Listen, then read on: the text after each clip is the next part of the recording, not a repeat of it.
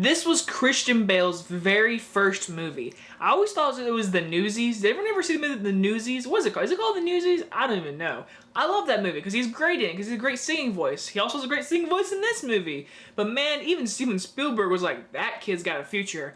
And damn, he was right. Empire of the Sun. After Spielberg made The Color Purple, everyone was like, wow, he could really do history movies, dramas, like this man can just do anything. So he said, I'm gonna make a war movie set in 1941, starring a young Christian Bale in his very first role. It's about a kid in the rich life, family life, until this war reaches Japan, and now he is separated from his family, and now he is trying to survive in the ruins of this war with a bunch of strangers, meeting different people, and trying to figure out how to live life without his parents and his rich soul life. Now, I've only seen this movie probably once in my life, or if I hadn't seen it once, I've only seen it twice. This is one of those movies where it's really not on TV a whole bunch, and whenever I do watch it, it's like one of those random moments of someone is watching it and I just get a click of it. This movie is well made, well acted.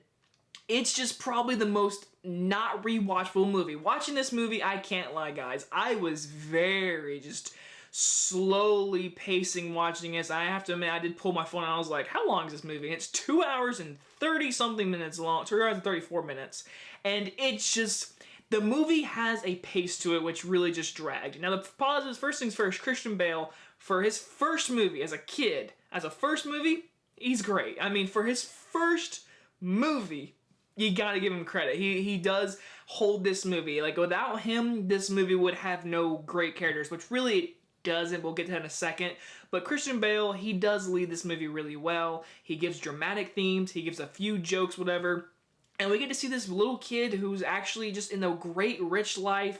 He treats his assistants pretty poorly too, because he's a snobby little kid who just gets everything he wants. And then he gets put through the shit. And the scene in the road where he gets separated from his mother, it's heartbreaking, sort of. It's weirdly edited in some certain shots I didn't really appreciate for some reason. I don't know, something just felt very off about me. But either way, the scene is very heartbreaking for him as a character, because then he gets put through crap. Even though he gets slapped and pushed around like 10 times in the movie. Like, I swear, every character he runs into, the first time he meets them when he's by himself, he gets slapped, robbed. I mean, it's kind of heartbreaking because it's a little kid and he just got separated from his family. He goes home and his family's gone. And that's where we meet John Malkovich.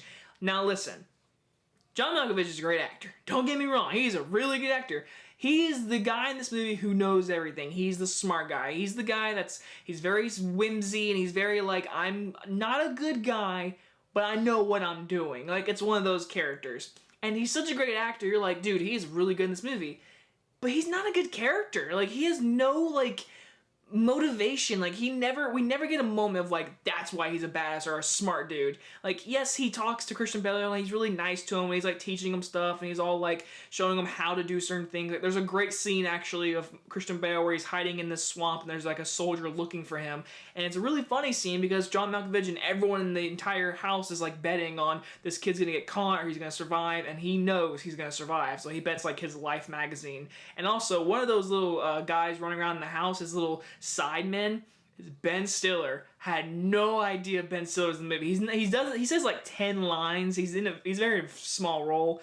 But man, I was like, that's Ben Stiller! Wow, that's pretty cool. But besides that, I mean, John Malkovich's character is not really like a great character in my opinion. Like, there's no standout in this movie. All the characters are very forgettable, except Christian Bale, because he is the star of this movie. He's in like 88% of the movie. He's the star. He has great moments.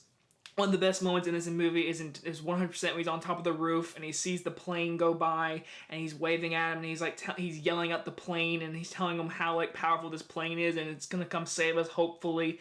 And it's a great scene, and you of course have John Williams music, which I want to get to for a second. So far, watching Spielberg movies, I've watched all of them so far, and I have to admit, this is not my favorite John Williams. There's nothing that sticks out to me. There's nothing that really like hits home with me. I don't know. I love John Williams, but I have to admit, this was definitely my least favorite. But yes, I mean, besides Christian Bale, the movie is slow, I have to admit, and it's not a rewatchable movie at all. It's very long. It's definitely that pacing. When he gets to that camp throughout the entire movie, I was like, I'm bored. I'm being honest with you guys. I was pretty bored watching this movie. I am gonna give Empire of the Sun a B-.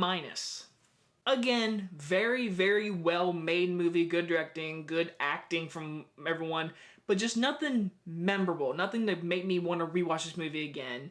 So yes, guys, I hope you guys don't hate me for that review, because I know people that really like this movie.